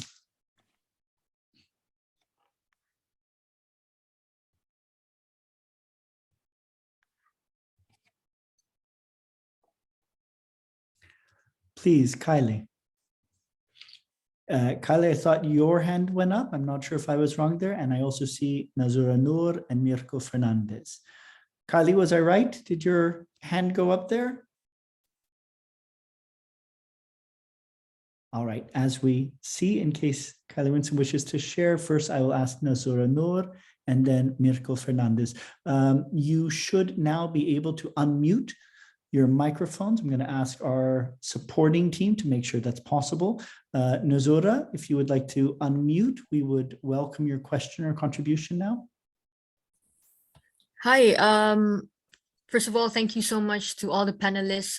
Really, it has been a really insightful session. Learned a lot tonight. Relearn and learning, a lot of learning as well, definitely. Actually, Nazura here from Brunei. It's 11:34 p.m. on this side of the world. So yeah, thank you so much to Prof. Nuraida as well for sharing, about this session tonight. I'm actually one of the participants she was mentioning earlier, where we participated in the Women's Leadership Program. But I guess really, I just started this, educating myself more on the women's leadership side of things, violence against women and all that. I learned a lot during the program that Prof. Nuraida has conducted a couple years back. And I think it was really interesting that earlier on the speakers mentioned about, educating kids at such a young age, incorporating it in their education about, violence and all that, because really in Brunei, sex education even is like a taboo topic, considering that we're a Muslim country. So I think it was really interesting perspective as well, when he, sorry, let me check.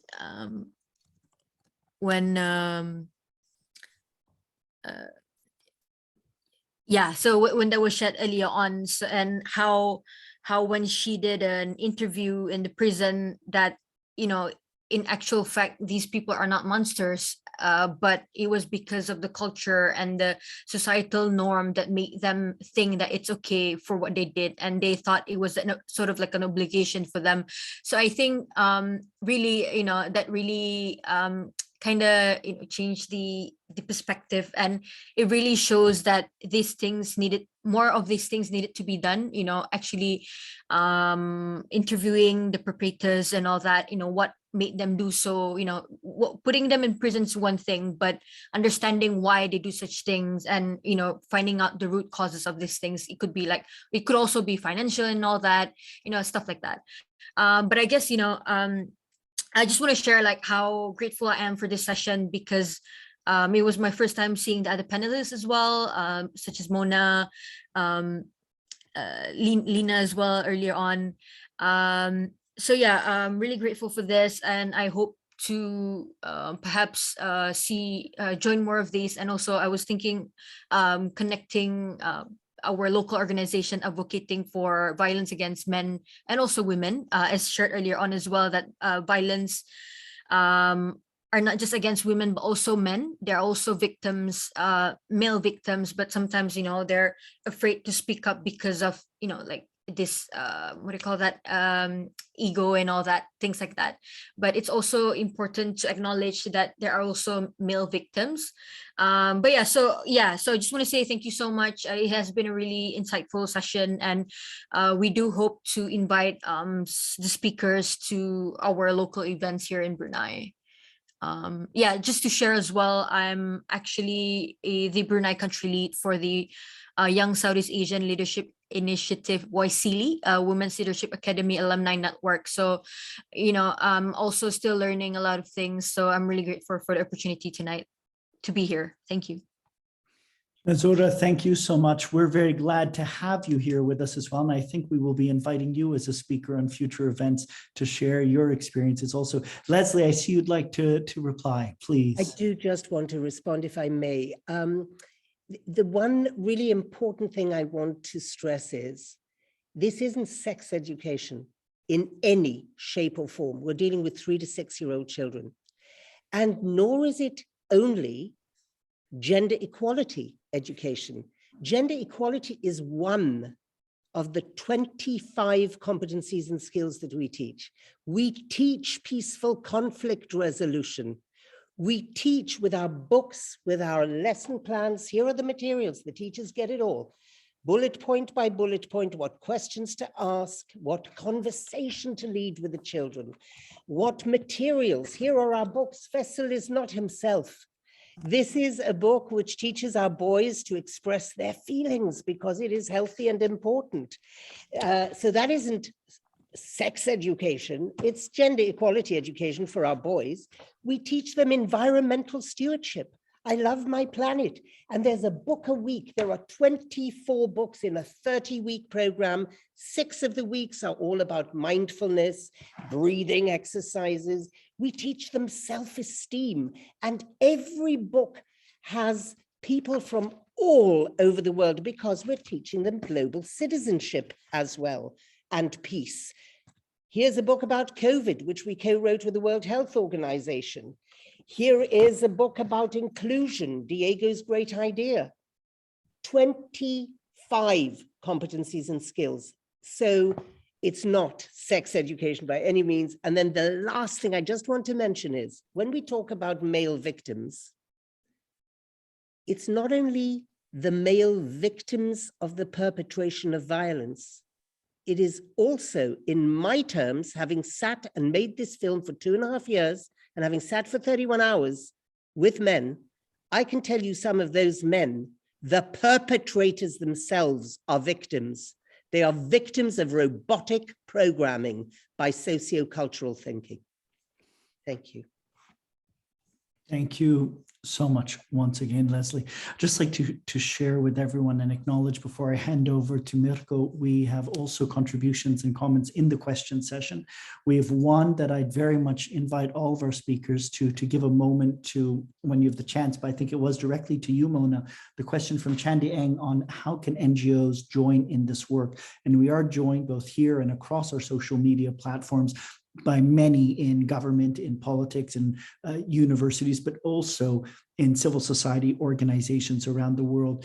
So how can NGOs join in this work, and perhaps how can all of us as citizens become more involved in this work?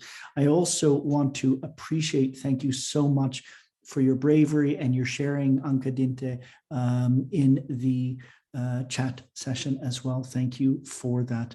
I'd now like to invite Mirko, please, to share with us your comment or your question. Before I do, also to let all know, the organizer and driver of today's events, Laura Pistarini, has also just shared in the chat room the links, the connecting information, and the pamphlet for tomorrow for the second session of the global webinars, where we have 4 additional brilliant speakers who will be sharing with us, and Mirko Fernandez will also be one of them. Mirko, thank you also for joining us tonight. The microphone and the screen is yours.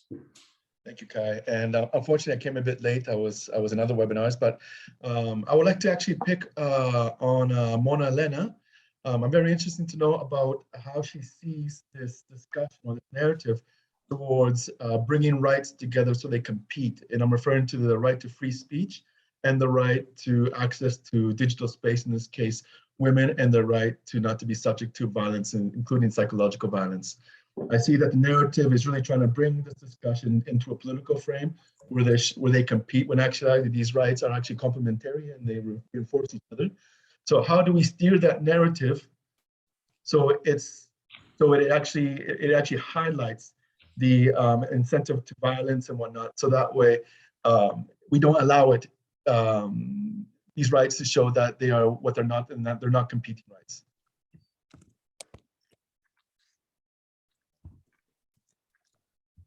Thank you for that question. It often comes up in these debates, and you probably know it in discussions of online abuse and harassment, right? This idea that if we, call for measures to be taken against it, that somehow that's infringes on the perpetrator's freedom of speech.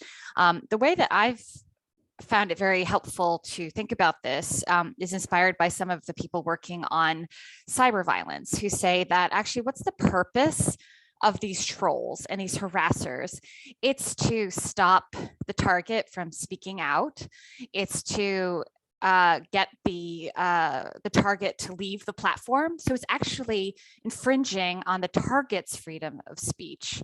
Right. So I think that when we want to think about criteria about whose freedom of speech matters, right? If it's a type of speech that's about limiting someone else's freedom of speech, I think we need to be, less willing to sort of accept that people should just be able to speak that way. And I think, what happened with Donald Trump and Twitter is very interesting, right? Because a lot of his speech is about inciting violence, right? And it was very good examples of some of the semiotic violence that I talked about in my presentation, right? And so we want to think about what enriches public discourse, right? And what actually shuts it down, right? And sort of reduces civility and reduces, diversity of voices. So I think, just like you, I don't think that that's free speech or, stopping abuse, but actually I think those two goals are complementary. I did also want to respond to the earlier question about how NGOs can join in this work. So what's fascinating to me is that new people are joining the fight all the time. I was just in this last month, because it's the leading up to 16 days. There's more and more international organizations that are starting to take up this issue.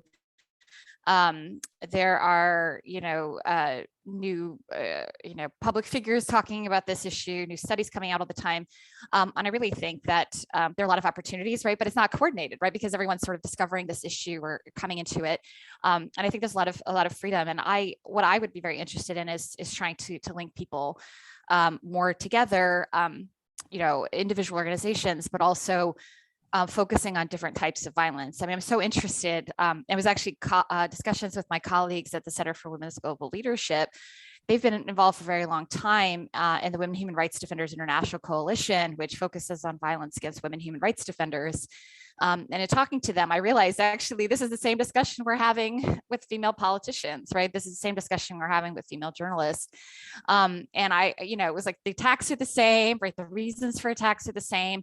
And it also infringes on other democratic rights, right? So when we think about, and this gets to this first question about freedom of speech, violence against women journalists is about reducing their right to freedom of expression, right? And so that's, journalism is so important because it's about shaping public discourse, contributing to, the knowledge of citizens about what's going on in public life.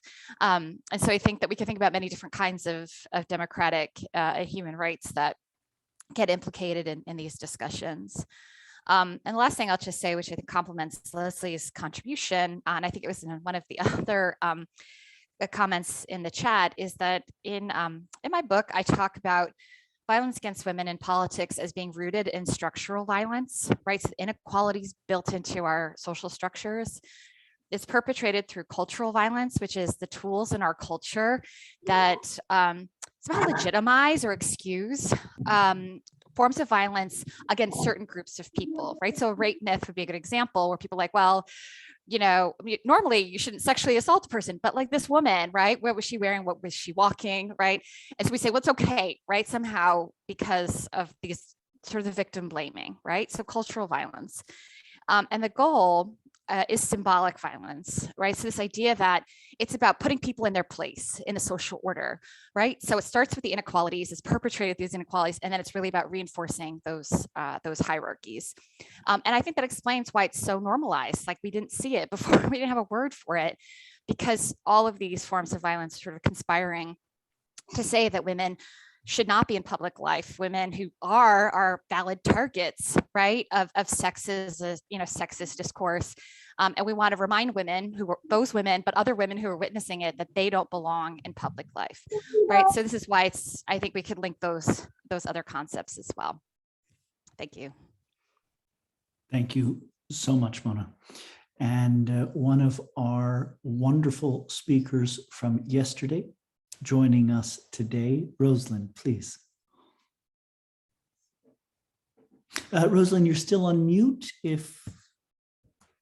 Okay, as many people would like me to be, but as my students, what I would like to, what came to mind, two things that have come to mind from the last couple of people's interjections here. And one is that just yesterday within the US Senate or the House, I don't remember which one, there was the comment by the gentleman saying that women, there was a professor at a school, Boise State, I believe it is, who in a conversation or a speech he gave at some conservative meeting said that we need to keep women out of engineering and the medical fields.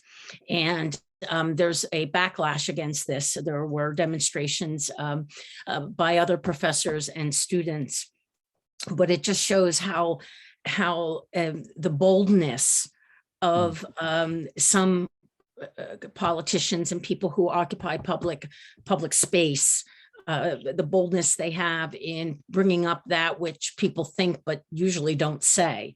And with Professor Crooked and what she speaks about with political violence, the two things that I take away from that is just knowing here in the US what's going on in our political sphere, which is just amazing to me, shocking, but also that in a kind of perverse positive way, my specialty is Guatemala. And right after the end of the last war in 1996, with the peace accords, when the military leaders came out of the military and infiltrated the economic and political scene, 345 women that were leaders in environmental and union work and many other NGO or organizations that are non-political were murdered in a year's time. And so that backlash is very real. And at the same time, I haven't heard anybody give statistics on this, but the face of protest and of standing up against the elites, like what was done in Glasgow, where they basically said, we don't want to listen to you. Greta Thunberg and the many other women from young girls from around the world, that how many young girls and women are at the forefront of major movements that are looking specifically at what everybody here is pointing out, the structural problems. And I hope that climate change can be addressed quick enough that this has the opportunity to really come to fruition. But I think that there is a mindset change and there is a courage that young women around the world are showing, and young men who are their allies, as along with the situation with racism and the non-marginal groups that are allies on the front lines, gives me some hope that that change is possible and is actually occurring, even though we may not be seeing it at the top level. Thank you for letting me speak. Thank you for speaking. Thank you for raising your voice and vision, which is part of what this global webinar and part of what all of our efforts and work here are for. Can I ask if there are any others? We have some minutes left before we complete today's second global webinar? And are there any others who would like to speak or to share your reflection? What have you taken from today's discussion and contributions, or a question you might have to our speakers?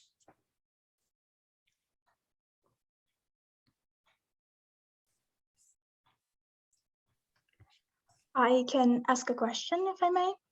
I wanted to leave the floor to the audience, but I think I can ask my question. I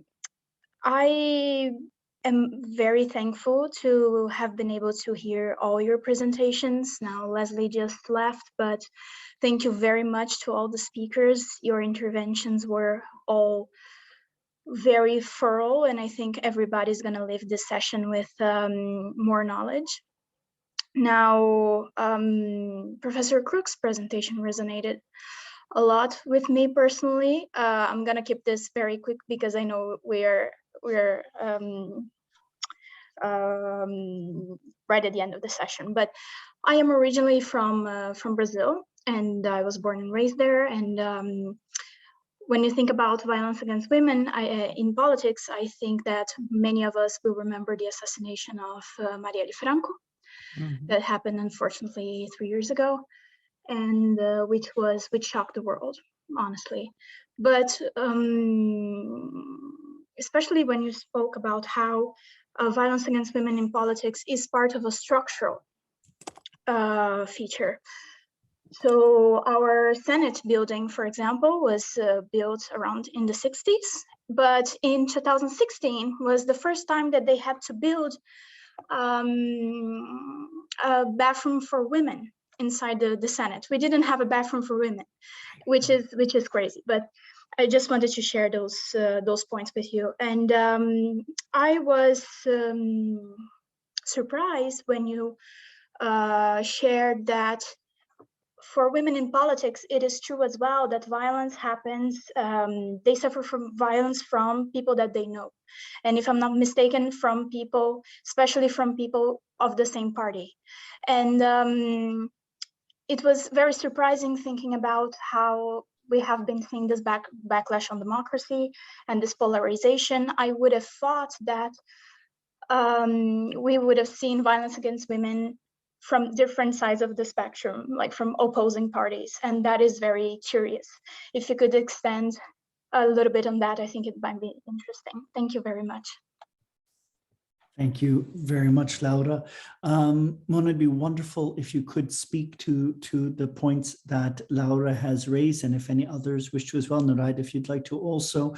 I would also, though, ask, is it okay? We have one more contribution from Fernando Andrade. Perhaps we could take that and then be able to bring together final thoughts and inputs that we'd like to share. Please, Fernando.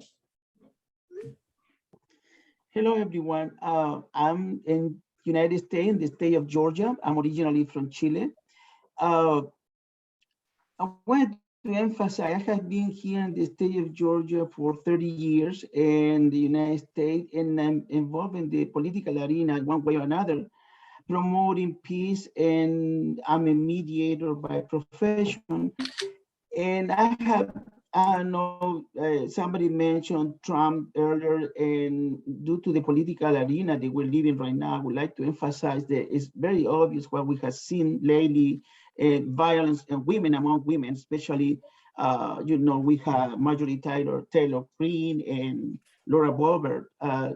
They've been attacking other women as they are trying to lead in progress, and that it has to be, and we have to realize this, to the structural violence that they have been exposed for by generations. So what we have to do, in my personal opinion, I believe we have to train our communities at the grassroots level, and we need to create more organizations where we had to go literally city by city, town by town, showing what is the opportunity that women have, and as male too, because male also victim of violence, as was mentioned before, to train and show the tools, and we all of us that we are working, that we have the education, the knowledge. Knowledge is power, and with power, we have greater responsibility. That's our power, and we need to go to those communities. They are less educated, less fortunate to have that equity in education and opportunity in education by preparing them, giving the information to their level, not to the academic level. Go to their level, because those are the victims. Those are the victims, and we are wasting opportunities to have great leaders from that level, the people that don't have the opportunity to have an education that we do have. So I encourage all of us to go to the city level, community level, neighborhood level to promote this, promote information, avoid disinformation, and talk to them at their level, not the academic level that some of us have higher education. Basically, that's what I want to share, because I have seen it. I'm working here in my town where I am today. I created a foundation at the grassroots level to go against the disinformation and using all those people with the knowledge to bring the data and show it face-to-face to the communities and neighborhood. That's basically what I want to share with you all, and I appreciate all your knowledge and patience and participation. Thank you for allowing me to speak. Thank you so much, Fernando. We're actually just coming to the very end of our time for this session. And I'd love to open the floor for so much more conversation and discussion. For those who've not had the opportunity yet, I hope you'll be able to join us for tomorrow's event, but to not overtax those who have joined us today, as I know they have many other events, and Noraida, for you, it's at least becoming quite late there as well. I'd like to invite Noraida and Mona, if you have any reflections you'd like to bring together as we complete our second global webinar. Thank you, and everyone. I think many of us here really brought out key issues that are quite common in our experience, whether whatever the different types of vow is concerned. We are still going up going against an uphill battle in terms of really changing societies in eradicating violence, and some of the frustrations for people who have actually worked in advocacy in this area is really that, as you try to eradicate one form of violence, there come different kinds of violence, like in the context of sexual harassment, for example. Then there's the technology facilitated violence, where so you were just trying to deal with the ongoing types of sexual harassment in the workplace, and there are technology that are facilitating the way that these violence are perpetuated, and then the changes at the I know we say we need to change the society, we need to but these changes are really quite slow and sometimes very frustrating. But I think from time to time I got refreshed by discourses, so and giving me hope, a little bit more of hope, where there are new discoveries about dealing with this, and especially as a researcher, discoveries in research and the ability to actually share research is something that perhaps keep me going. So I think I really appreciate this kind of session. I think we do have a lot more work to, but I'm also happy in terms of there are more male audience in this program. I think the language that we speak are the same. So I think this keeps people like, I suppose, people like us going. The ability to from time to time to sort of regroup and try to give legitimacy to the work that we do. So I think that's how I want to end tonight. Thank you so much. Thank you so much, Noraida. Please, Mona. Thank you so much to everyone for your comments and questions. And I see that we're just over the hour, so I'll just have a couple quick responses. So the first just about the United States, I think it's very interesting that we have seen really over the last 2 years or so, but especially the last few months, like a huge expansion discussion of violence against women in politics.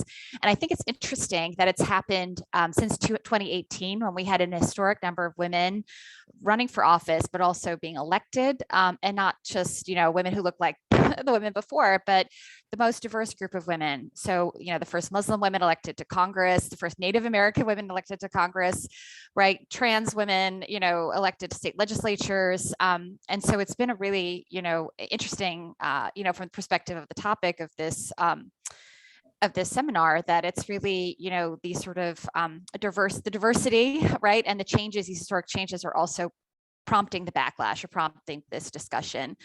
The last few months in the US, we've seen cases where not just the insurrection in January, but also, efforts to, by Representative Paul Gosar, who retweeted a video of himself like killing one of his colleagues, Alexandria Ocasio-Cortez.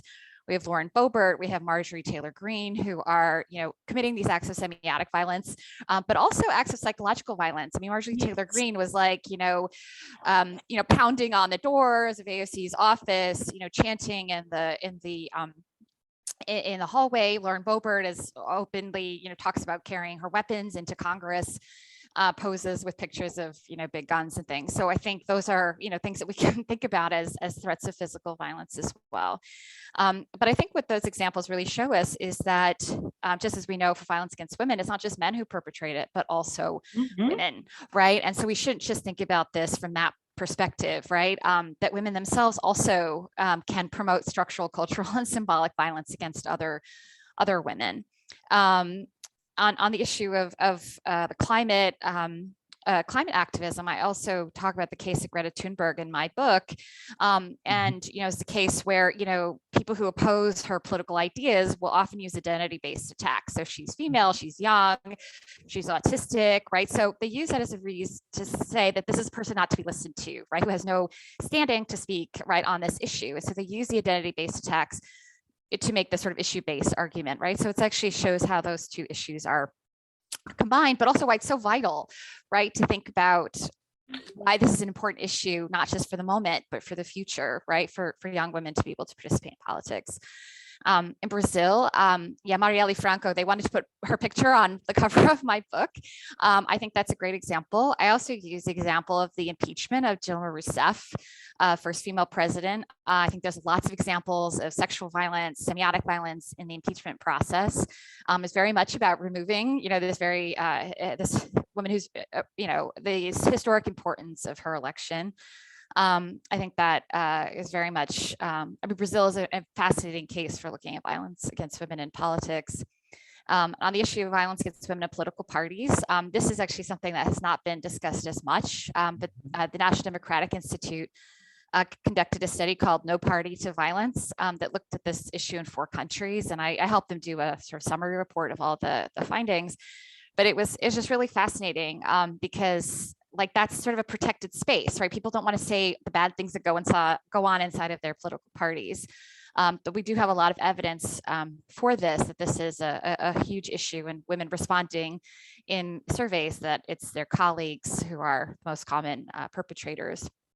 And then it's just finally on the issue of community level, I think this is absolutely right. I think that we shouldn't just focus on, like the presidents and members of Congress, but it's actually, I think local women in politics are really the most vulnerable to acts of violence against women, especially, in sort of the very local level, right? People often know where you live, where your kids go to school, right? And there's also much less support, right?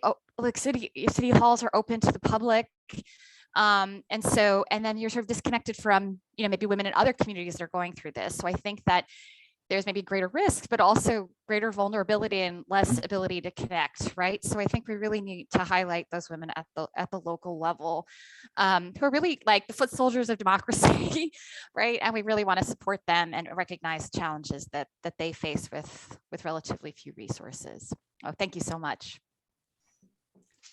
Thank you so much, Dr. Endut, Dr. Crook. For myself personally, and I feel I can say on behalf of all of us who've had the privilege to take part today, thank you for your decades of work and research and engagement, for your seminal and milestone contributions and publications, and for all that you have shared with us today. Mona, you spoke about young women who participate in politics. I have a presentation which I've given in parliaments around the world, but also in classrooms and on the street. And it goes through some of the incredible innovations and advances that we are having in the world today, which sometimes we're not as aware of and we don't think of and see. And at the end of it, I've been told by audiences, whether they're cabinet ministers and heads of state or students in classrooms, they have goosebumps and they're filled with inspiration and hope. And then I show them the challenges that we are facing around the world today, from increasing inequalities to hate messages, to increasing surveillance, to, after decades of decline in armed violence and war, this explosive rise again that we've had since 2014, and rise in military budgets and so much more. And then I asked them permission to show them what I consider to be the scariest and most traumatizing part of the whole presentation. And it's the pictures, one after another, of some of the heads of states we have in the world today. And where the heads of states in almost every single one of our largest countries in the world today are extremist, misogynistic, chauvinist, old men.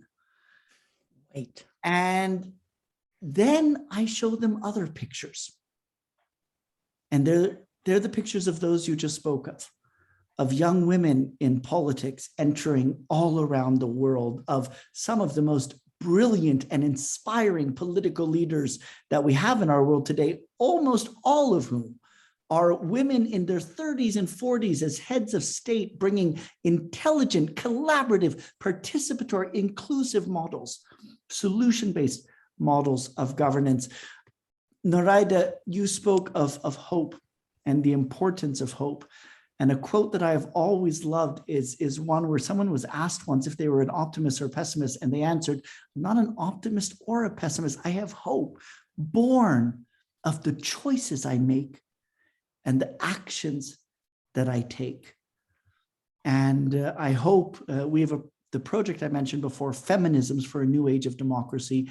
Listening to you speak has made me hope even more that it goes through, and regardless of whether it receives financial support or not, we will drive it forward. And I hope in that we will have the opportunity to invite both of you to speak to the European Parliament. And perhaps even more importantly, we will have a program which will involve coaching, mentoring, and support for young women in politics all across Europe and internationally. We'd love to invite you to speak to them as well. I apologize for overspeaking myself, but I cannot end tonight's event without sharing two quotes. Caminante no hay camino, hace camino al andar. Traveler, there is no road. The road is made as one walks. It has been a pleasure to walk it with you tonight, and it will be up to us to choose how we walk and how we go forward in this moment of contention and challenge and crisis, when we see hate rising in so many spaces. And if we wish for better, we must choose to be that better, and to organize and connect and to bring that forward together. The last is a little known saying from the peasant uprising, the rural agricultural workers from Guinea-Bissau and Cape Verde, which is one of the reasons I've begun in all this work myself decades ago, and which inspires me continuously. Mona paz que grande e que na tapacheo. No fist is big enough to hide the sky. No violence, no oppression, no moment of violence should block us from all we aspire and work to. We are in a moment of change, and our three extraordinary speakers tonight are powerful voices analysts and agents of that change. Thank you for what you've shared. Thank you to all for joining us. We invite you as well to join us in the third global webinar, 4 more brilliant speakers tomorrow. And again, thank you, Laura Pistarini, for making these events take place and all you've done to prepare and organize and make them happen. Mutsumeshi Kusuno. Thank you very much, Kai. Thank you very much to all our speakers and to our audience, and I'll see you tomorrow. Goodbye. Thank you very much. See you tomorrow.